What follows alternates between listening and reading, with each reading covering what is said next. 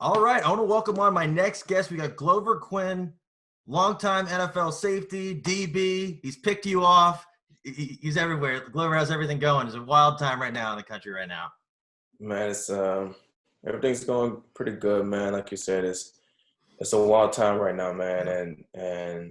and the world's a crazy place. Yeah. But the thing that I do know is, when we come together and when Yes. we're united, it's an amazing place. It's Yes. it's a very, very strong place, and you see it so many times when tragic things happen. Yep. And everybody comes together regardless of your race, regardless of where you're from. Yes. Everybody come together for the common good. And so many times that gets overlooked when crazy things happen, bad things happen. And so I think we definitely got to come together, man, Yep. and be heard. I Yes. mean, it's obviously it's been going on for a long time, and people are just tired of it and Yep. continuing to see the same things happen over and over and over.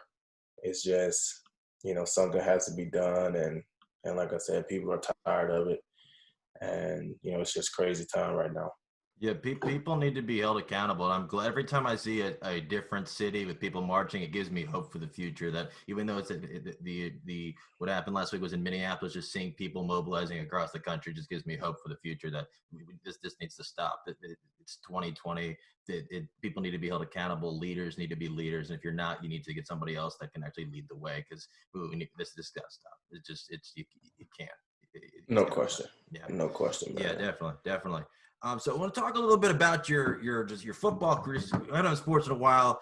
So you initially so you went to junior college before you initially went and played D1. How did that come about? Well, I grew up in small town Mississippi, and I went to a 3A school. Not fairly big, not too small. Just kind of an average size school. Um, but I didn't get recruited super highly out of high school. I had Mississippi State was recruiting me at one point, and the year that I was coming out was the year that Jackie Sherrill left and Sylvester Croom came in, and so his staff, Croom staff, didn't recruit me, and so I ended up going JUCO. I didn't want to settle for a D2 school coming out of high school or anything like that. I just like bump it. I go to JUCO and play well, hopefully, and take my chances. And so that's kind of what I did. I went JUCO. Mississippi is more like community colleges. So I was protected by the JUCO basically in my area. So I had to go there and play, and I went there and play. I broke my arm my first season. So I was a qualifier out of high school, so I didn't have to go to JUCO for grades or anything like that. Um, and I ended up breaking my arm my first year, which I was expecting to come in and play and ball and leave after the first semester. But I had to stay and wait to the next season, and then Hurricane Katrina hit that next season, Jeez. and so I think we only had like 8 games, and 2 of those got canceled. So I think we only had 6 games. So I had like 6 games to try to show that I Wow. could play, and so it was crazy, man. But it all worked out. And then as you went to New Mexico, how did you get on their radar? I don't know exactly how I got on their radar, but I do know that when I was my time in at New Mexico, they were real big on how would I say this? They were real big on recruiting junior college because at New Mexico, playing in the Mountain West at the time, we had TCU in our conference, we had BYU in our conference, we had Utah in our conference, San Diego States, a lot of teams from Cali, Utah, and then Texas. So New Mexico being right there in the middle, when you got Arizona right next to the side, U of A, those bigger schools. New Mexico was kind of getting, I would say, fourth or fifth tier recruits. And so in order for them to stay competitive, they had to recruit JUCO heavily. Um, so they recruited Mississippi JUCO. We got one of the biggest JUCO programs Oh, cool. in the country. And then, Kansas got a big JUCO program. So they recruited Mississippi JUCO heavily. And the year that I was coming out, New Mexico had 3 senior corners that were graduating. So for them, they needed a corner that could come in and be ready to play. And not only that, the fact that I was a qualifier, I had graduated in December because I graduated in 3 semesters. The fact that I was a qualifier and I was done, I was able to transfer and leave mid-year. Oh, cool. So I was able to go out there in the spring, and that's always a plus when you're coming out of JUCO because now you can get in their weight program. You can go in and get in the system, go through spring ball with them, and kind of get a head start on it. So that was probably, you know, something that they were looking for, somebody that can come in right now. And I kind of fit the bill. And, you know, after watching me play, they kind of like what they saw and started doing a little more research. And, hey, then it happened. I have a quick question, just a side question. Did you overlap with Danny Granger when you were there? No, I think Danny had just left when I got Okay. there. I got there in 2006. Oh, okay. I think Danny had just left. And then at UNM, did you were just kind of just be able to put it all together, and then when the NFL teams were like, all right, we need to watch this guy. You know, my first year in New Mexico, I played fairly good. My first year there. Didn't have any interceptions, but I was consistent. I was tackling well. I made all conference honorable mention. You know, honorable mention. And then my second year, I ended up tearing my groin. Oh, wow. Completely off the bone the second game of the season. And I missed 2 games. That's it? Yeah, I missed 2 games. Oh, my. And I came back, and when I came back, I kind of working my way back in. They had me rotating with another corner for a little while. It was on like a 3-man rotation. And then the last game of my junior year, I caught 2 picks in one game against UNLV. Hey. And that kind of ended my junior year on like a good note. And I still only made honorable mention, I think, in the conference after that year. But I had a great off season working out. I had a great off season. We do like the little junior day where the NFL scouts come in and they kind of start getting a look at the upcoming seniors. And they kind of put you through some testing, running, you know, trying to see who you guys are. And I performed really well at the junior day. And so that kind of got me on some boards and kind of got my draft stock kind of going in the right direction. And then I came back my senior year and I had 5 interceptions. I led the Mountain West, made first team all conference. I balled out. I played well against the big schools that we played against. We played against the Arizonas, you know, Tulsa at the time, Texas A&M. I had big games against those teams, and you know, that's kind of when I started like seeing some traction. Then I got invited to go play in the East-West Shrine game, and then I got invited to the Combine, and you know, just kind of taking advantage of all those opportunities and going and performing. You know, I tell people that's going through this journey right now, at the end of the day, the common denominator is you got to play well, you got to ball, you got to go out and do what it is that you do. And so I was able to take advantage of all those opportunities.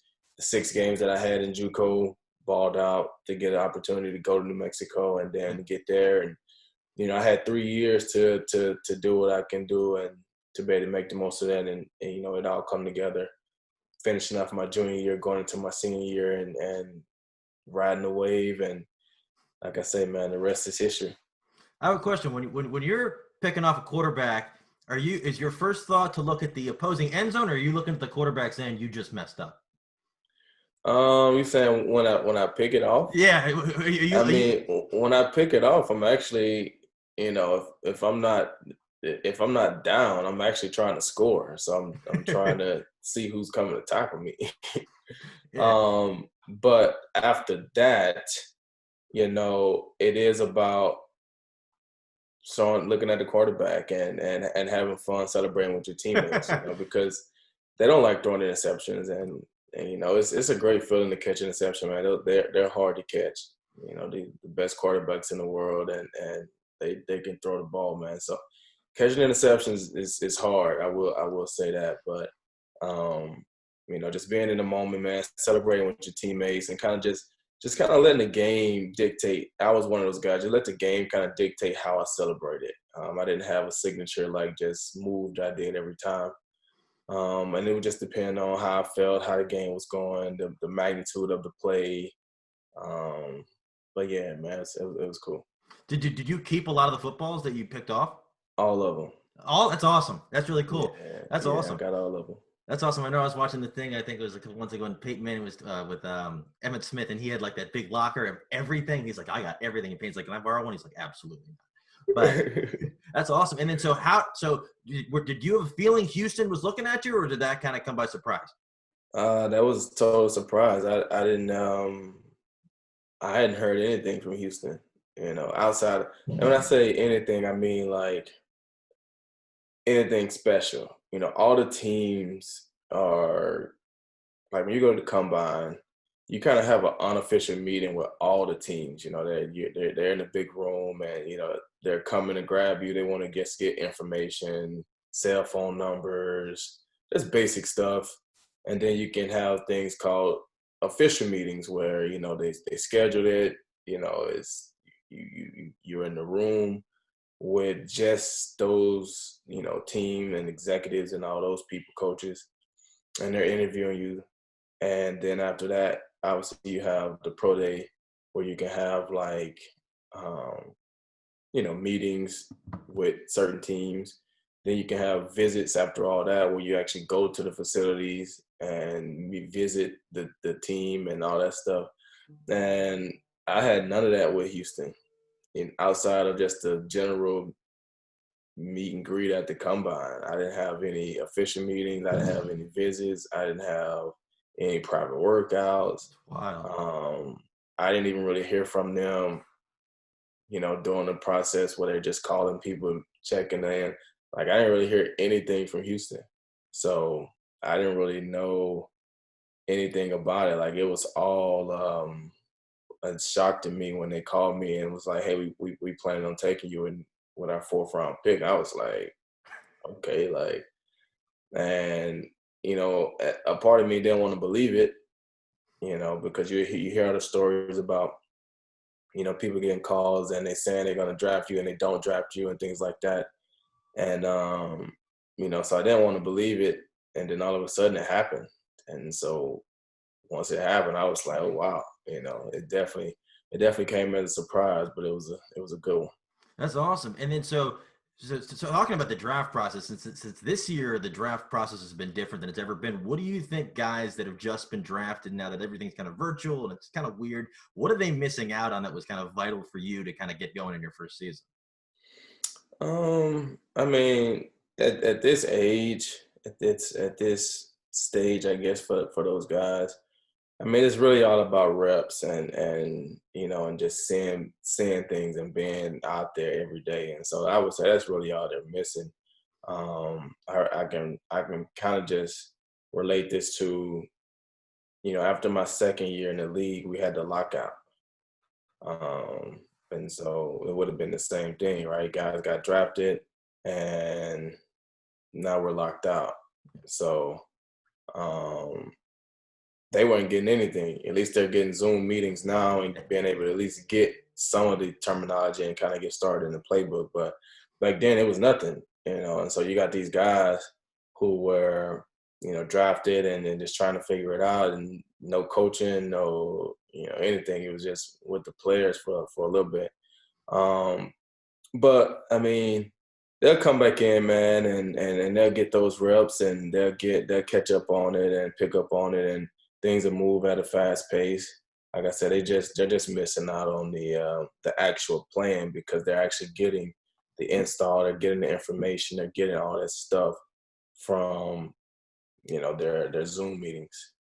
Yeah, and then so when you first got to Houston, did they plan on starting you, or did you kind of have to earn that? No, they didn't plan on starting me. They planned on me being an nickel, corner, and a special team guy. When I showed up, I was first on the depth chart at the nickel position, and I was like third or fourth at the corner position. And I mean, they had told me that they drafted me to play corner. They didn't really draft me to play safety. I mean, they didn't draft me to start per se. They drafted me to play the nickel position. And I had a real good OTAs. I came out and I think I caught 3 picks in the first 3 days.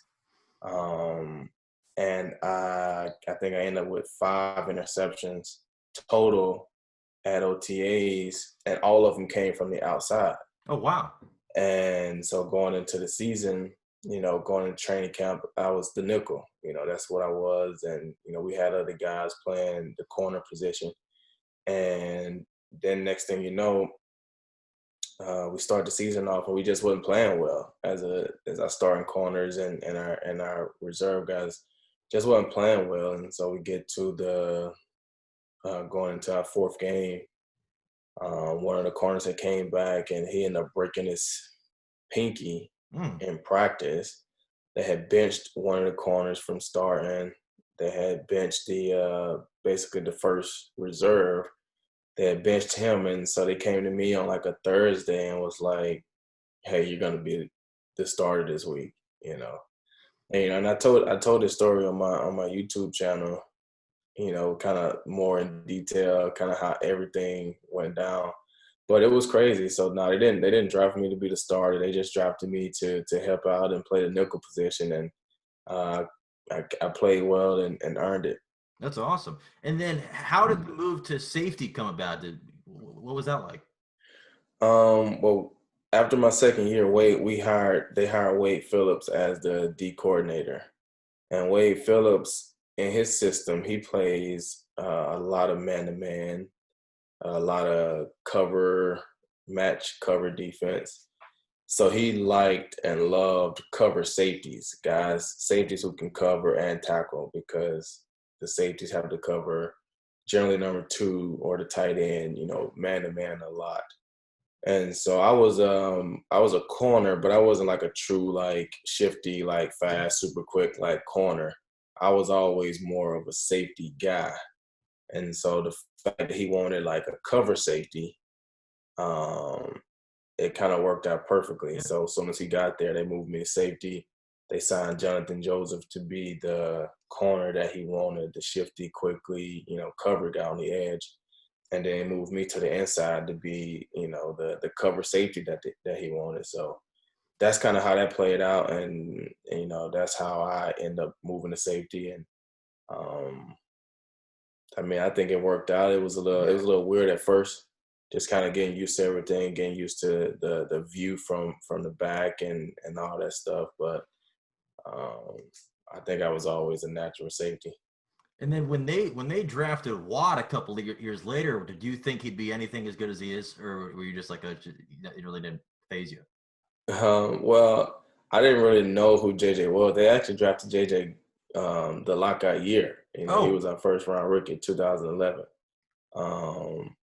And so I remember when we drafted him, I didn't know who he was. I wasn't really watching college football like that. I was like, who is this guy? And I remember going to I think they had lifted. I don't know if I don't think they lifted the lockout, but they had a little time period where it was like you can see your coaches for like, I don't know, like a day. It was weird.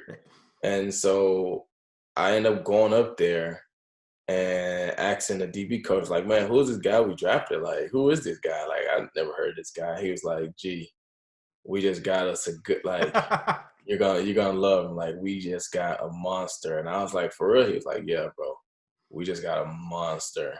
And I was like, oh, okay. And then all of a sudden he comes in, we finally get back, he comes in and he was right, he was a monster. He was turning it up from day one, from year one. So I had no clue who JJ Watt was or anything like that, but he turned out to be, one of the best in history. Yeah, definitely. That's awesome. That's wild. And then so So after you were done in Houston, how did the move to Detroit come about? Well, I was a free agent, and the thing is, Houston didn't offer me to come back, and I kind of knew that because of the situation that they were going to be in. They had paid a couple of defensive guys in the secondary. They had paid Jonathan Joseph a lot of money. They had paid Daniel Manning to come in and be the safety, and they had Kareem Jackson was the first round pick.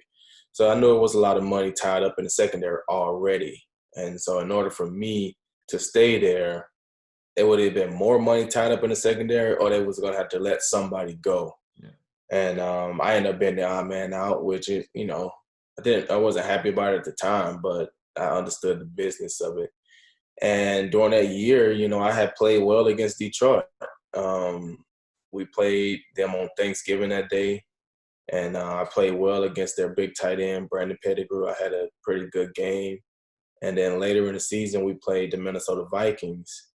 And I think I had like 10 tackles, like Wow. 5 or 6 TFLs on Adrian Peterson. Good tackles in open space on Adrian Peterson. So for the Detroit Lions, looking at that, seeing how we play Adrian Peterson twice a year. This guy had a really good game against him. We played against them, and he had a really good game against us. Like, let's take a closer look at this guy. And I guess in doing that, they saw something that they liked. They saw something that they felt like, they could build with, and they gave me a chance. That's awesome. And then when you got to Detroit and you first saw Calvin Johnson, you were like, all right. I'm glad I don't have to defend this guy. This dude. Because the thing is, when they did NFL 100 this year, I was shocked that he didn't make the receiver list. I thought it was a complete joke that he didn't make the receiver list. He's obviously one of the best wide receivers of all time. I can't believe that they left him out. Yeah, I mean, that's crazy, man. Like, some of that stuff is so I don't really know. And I think that's the thing about Calvin is, you have to look at who he was and what he was able to do in such a short period of time. A lot of times, you look at the Hall of Fames and you look at all these lists. A lot of these guys are guys that play for a lot of years. You play 15, 16 years. Of course, you're going to put up, massive numbers. But the numbers that Calvin put up in 9 years is it like is freaking impressive, man. And I think sometimes he probably get hurt by the fact that he played in Detroit and never making it to the Super Bowl, only having maybe 2 playoff appearances. So never really been put out there on the huge stage like so many other receivers. And the fact that he's quiet, you don't see him out as much, things like that. I definitely do feel like that stuff has something to do with it. It may not have, a lot, but I definitely feel like it has something to do with it. Absolutely. And then was there any adjustment period when you got to Detroit, or were you just ready to get going? I mean, as far as just moving, I had to move my family. We had to, find different spots and get settled in out there. And far as playing, I've always loved to play. I was always able to play, and so just coming in there just by learning the offense. I mean, learning the defense. Um, you know, establishing myself as a leader, gaining the respect of my teammates. The big guys on the team, and just strategically taking my time to do what I had to do. And I had to withstand some I don't want to say hate, but just obviously people are not always happy because everybody wants to get paid. Yeah. Other people want to get paid, and then all of a sudden, they pay me, and so it's it was a little bit of that, but I dealt with that and was able to overcome that, and I thought we made some good strides in Detroit, so I definitely enjoyed my time out there. What's it like playing on Thanksgiving?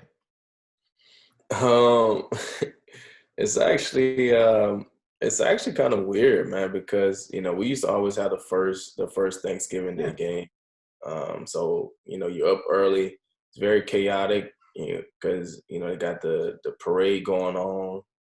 So a lot of the roads and stuff are closed off. So trying to get to the stadium downtown is difficult. Um, but it's a fun game, and you realize the history behind it. I remember growing up as a kid, watching the Lions on Thanksgiving, and so to become an adult, and now that I'm playing in the game, it was always special from that standpoint. It's like, man, we're on Thanksgiving. This is the Lions' history. And it was fun. I mean, like I said, you get up, and it's a long day because you get up early because the game starts, I think, 30 minutes early. It starts at 12:30. So you're up early trying to get ready to go, and you play the game, and then now you go home and, you have an opportunity to enjoy Thanksgiving. It's probably a lot easier for the players than it is for the whoever's cooking. Because obviously they probably get a lot done the day before, but I mean, you spend a lot of time gone on actual Thanksgiving trying to be at the game and do all that. And then you come home, it's like, all right, I got to finish getting the food ready or whatever. So, but it was fun, man. I did it for 7 years in a row because my last year in Houston, we actually played the Lions Oh, on wow. Thanksgiving. So I got a little taste of the game my last year in Houston. And then I signed in Detroit, and I've done it for 6 years in a row. That's So awesome. That's wild. yeah, And then, yeah. so in your Pro Bowl season, what clicked for you? Was it just what was different? Opportunities, and everything kind of lined up. My first year in Detroit, I started out I got out to a great start. I had I think 2 interceptions, Oh, cool. a fumble recovery in the first four games. And then in that fourth game, I tore my ankle up like ridiculously bad, and I probably should have had surgery and sat out the rest of the season, but I played the whole season on a severely torn ankle. Because you didn't miss a game. And You didn't miss a game. no, I didn't. I should have, but I didn't. And so ended up having surgery that off season on my ankle. And I took the whole off season to recover. And so when I got back in training camp, just went out of work. We had got a new head coach, new system. The system was different. I liked the system. It played well to my strengths. We had a good D-line at the time, good linebackers. So he was getting good pass rush. Guys were stopping the run. So as a secondary, when you can have that, it takes a lot of pressure off you to feel like you got to be coming down to stop the run. So you can play, better pass coverage because you're not worried about the run. And just getting opportunities, playing with some great guys and quarterbacks having to make tough throws and like I said, just getting opportunities. And, I didn't drop any. A lot of times over the course of a season, the DB could have, 4 or 5, maybe 6 opportunities, and he may drop 3 of them, and it's like, wow, though, you ended the season with 2 picks, but you dropped 4 of them, or, what I'm saying, you could have had 5 or 6. It's crazy. So that's kind of what it was. Like I said, it's good system, good coaching, good teammates. Like I said, good D-line, good linebackers, other good secondary players, and just taking advantage of those opportunities. And then looking at the Lions secondary now, so Darius Slay's in Philly. They got Jeff Okudah. What do you think of what they're moving? And did they get Trufant? Yeah, they got Trufant. They got Trufant. They got Jeff Okudah. I like Jeff. I think he's gonna be good.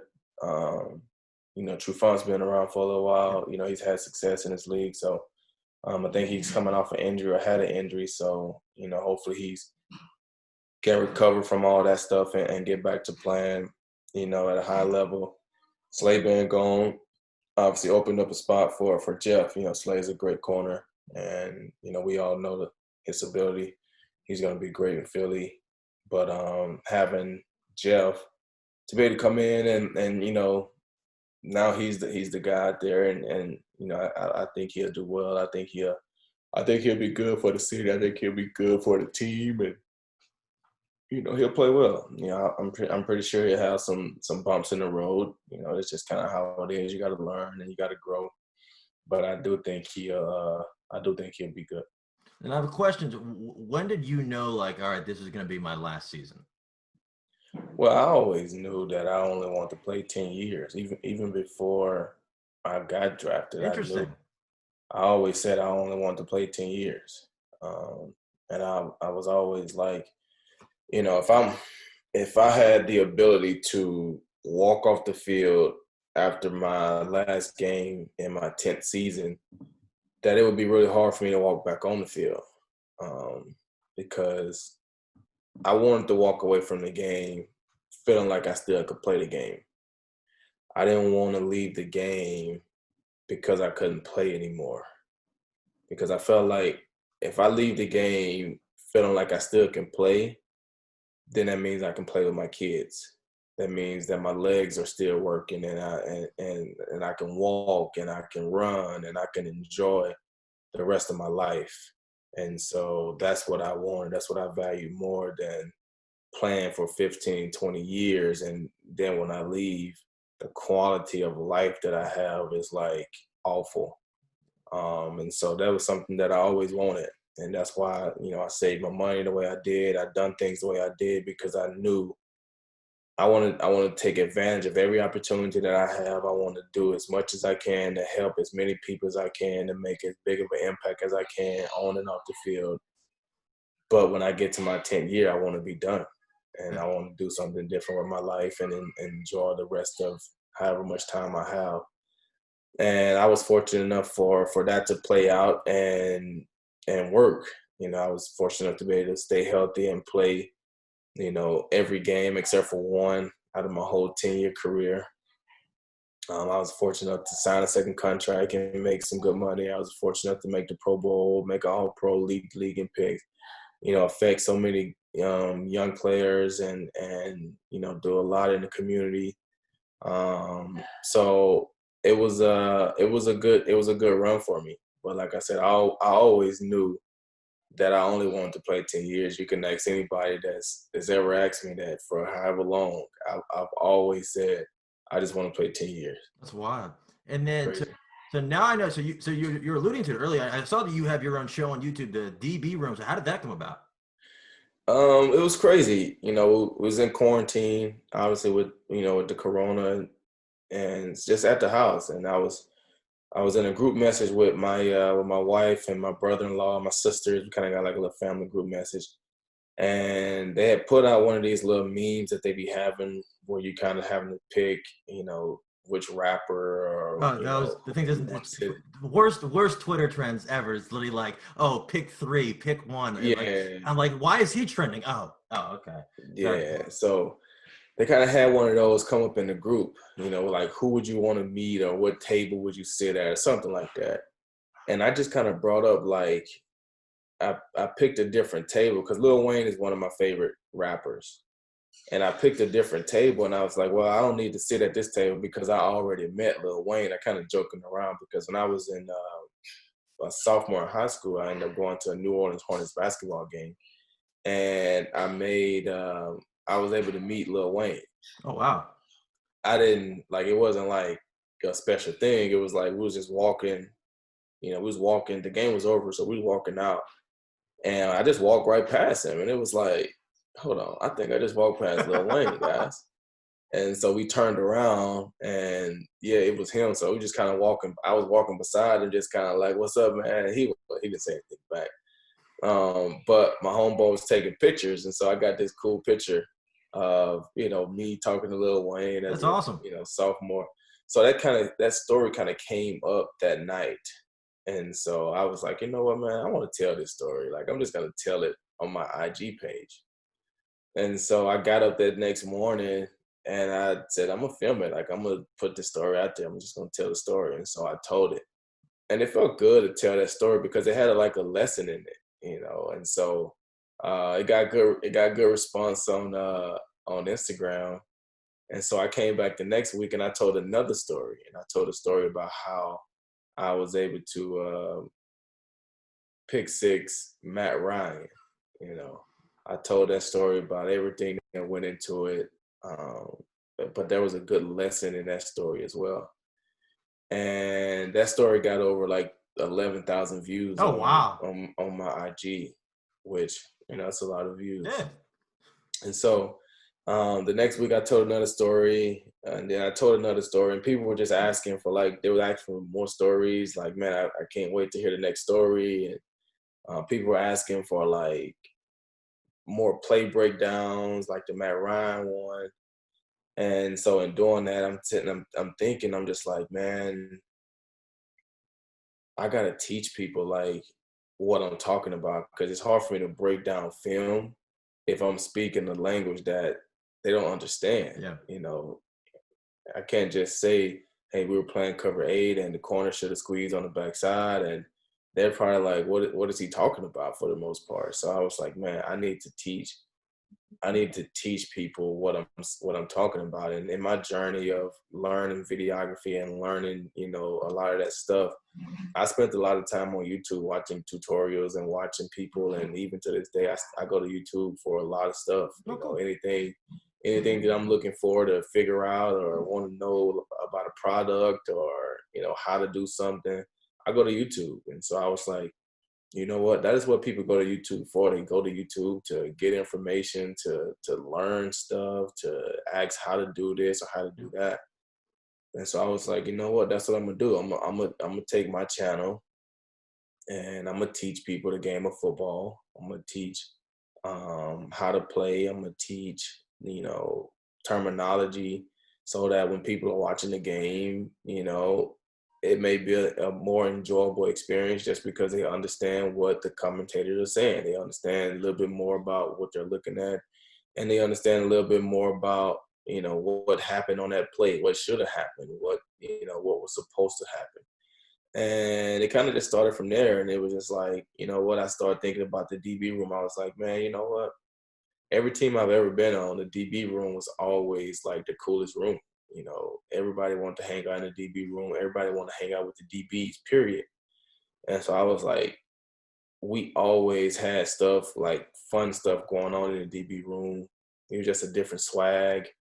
It wasn't just football based. We wanted to build it around like life and like just family. And I was like, that's kind of what I want to do, because I don't want my channel to be just everybody come to my channel just to see a play breakdown. I'm like, no, I want to motivate people. I want to inspire people to go after their dreams. I want to inspire people to learn, to not give up. I want to teach the game of football. Like, there's a lot that I want to do. But then sitting there, and when I was thinking about it, I was like, but we did all that in the DB room, though. We used to motivate each other, inspire each other, ask about each other's family, do fun activities together. We used to play, obviously learn, work, do all that fun stuff. But I was like, so you know what? I'm gonna call my channel the DB room, because I do it in my office. All my videos, I'm just sitting right here in my office. I'm like, you know what, man, this is cool. I got all my footballs on the wall. So I was like, you know what, I'm just gonna call it the DB room. And they just kind of went from there. And so yeah, I That's kind of like awesome. it too. I That's like awesome. And then you were saying you have some interest in doing some behind the camera stuff too. Does you like I saw you do like a lot you have a company with like videography or producing? Well, yeah. So when I first started out, I was doing like real estate videos. Oh, wow. And so for me, doing the real estate videos, I wanted to look, um, just more professional. I Yeah. was like, if I'm going to enter into a contract with, somebody to shoot a video or whatever, you know, I want to have like a company name. And, I'm like, it don't cost me any money really to start a production company. Like, it's just me. It's just a title that, when I needed to have like, business name or things like that, start a business email and all that good stuff, um I could have my production company. That's what I do. And that's what I do for with videography. I got a production company. So That's awesome. that's kind of why I started it. But like I said, started with the real estate videos and thinking, going entering the contracts with people and being able to look professional. And so now that I do my YouTube videos, that's still production. Like, it's a production. When I do my live shows, trying to put those things together, like it's a huge production. And so, yeah, That's that's about awesome. it. That's awesome. And then, so did you ever have an interest in like being like an analyst, like NFL Network ever come after you, be like, hey, like we'd love to have you? No, no, no. I've never had that. I've never had that. I've been told plenty of times that I should, just because I do have a great understanding of the game. Yeah. Um, I think the biggest thing for me is I spent so much time away from home when I was playing that I love the fact that I can be at home Yeah. around my kids, around my wife. And so, yeah, taking a job on NFL Network, it may be great, but that's going to force me to be gone. Makes sense. At some point, I'm going to have to go to wherever, LA or, New York, whatever, to get stuff done. And so that's always been kind of something that I wanted to stay away from. Um, and so it's like, well, I could be an analyst. I could be all that stuff, and I can do it right here in my office Hey. and do it on my YouTube channel and have fun with it. And so that's kind of what I do. Oh, cool, cool, cool. Well, this has been a ton of fun. I've been so glad I was able to talk to you. So for people that don't already follow you on social media, how can they find you? And then how can they find your show? Okay, so I'm only on Instagram, and I do have a Facebook fan page where I put a lot of stuff up on. Oh, cool. But my Instagram is Glover Quin is my personal Instagram. Quinn with one N. And then for my YouTube channel, I have an Instagram page. It's called the DB Room, but it's the_DB_room. And then on YouTube, that's my channel, the DB Room. I think it's the_DB_room. I think, not real sure, but it's the DB Room. It's the DB Room on YouTube.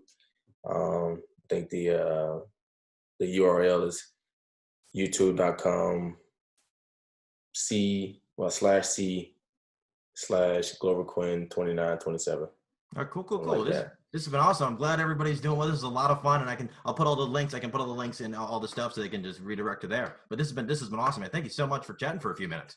Cool, man. No problem, man.